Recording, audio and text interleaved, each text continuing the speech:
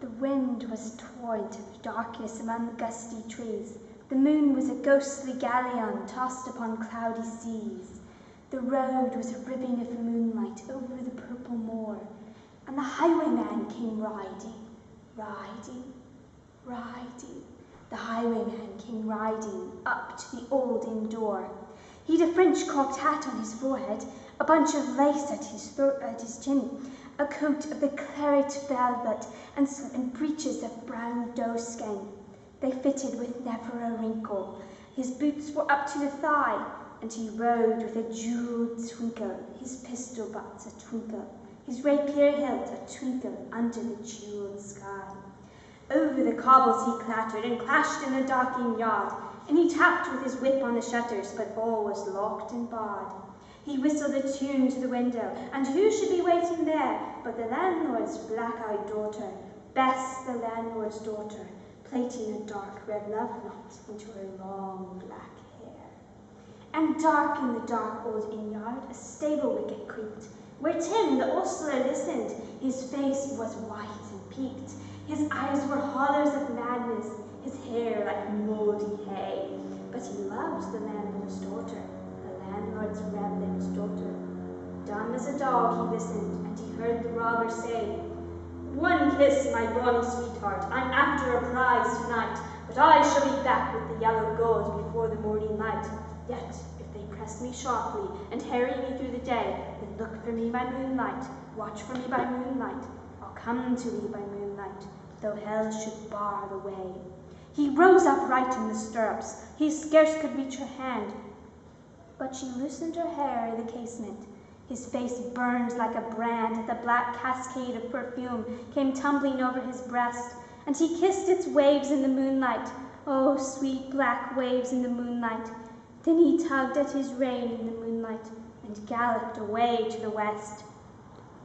He did not come in the dawning, he did not come at noon, and out of the tawny sunset, before the rise of the moon, when the road was a gypsy's ribbon looping the purple moor, a redcoat troop came marching, marching, marching. King George's men came marching up to the old inn door. They said no word to the landlord, they drank his ale instead, but they gagged his daughter and bound her to the foot of her narrow bed.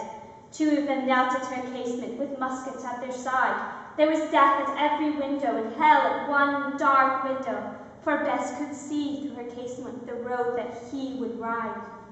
They had tied her up to attention with many a sniggering jest. They had bound a musket beside her with the barrel beneath her breast. "Now keep good watch," and they kissed her. She heard the dead man say, "Look for me by moonlight, watch for me by moonlight. I'll come to thee by moonlight, though hell should bar the way." She twisted her hands behind her, but all the knots held good. She writhed her hands till her fingers were wet with sweat or blood. They stretched and strained in the darkness, and the hours crawled by like years, till now, on the stroke of midnight, cold on the stroke of midnight, the tip of one finger touched it. The trigger, at least, was hers. The tip of one finger touched it. She strove no more for the rest.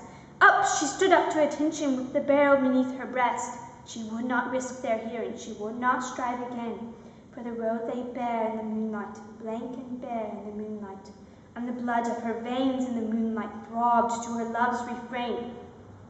Trot, trot, trot, trot! Had they heard it? The horse hoofs ringing clear. Trot, trot, trot, trot in the distance.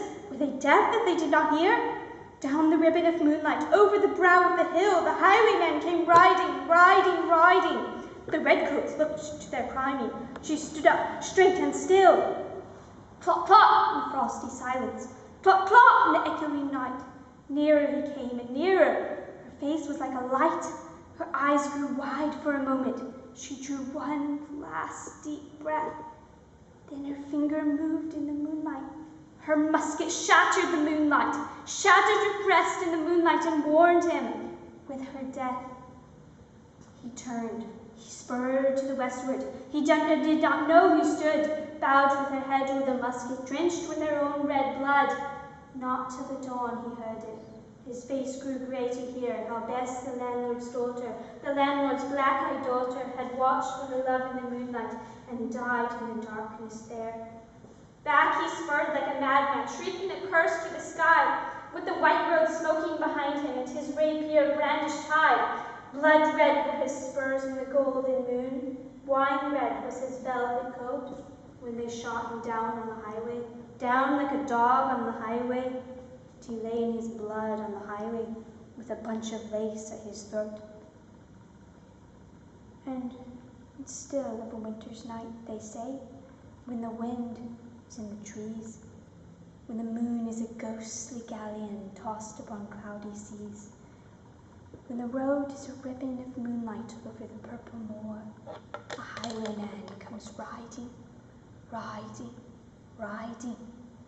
A highwayman comes riding up to the old inn door. Over the cobbles he clatters and clangs in the dark inn yard, and he taps with his whip on the shutters, but all is locked and barred. He whistles a tune to the window. Two should be waiting there, but the landlord's black-eyed daughter, Bess, the landlord's daughter, plaiting a dark red love knot into her long black hair.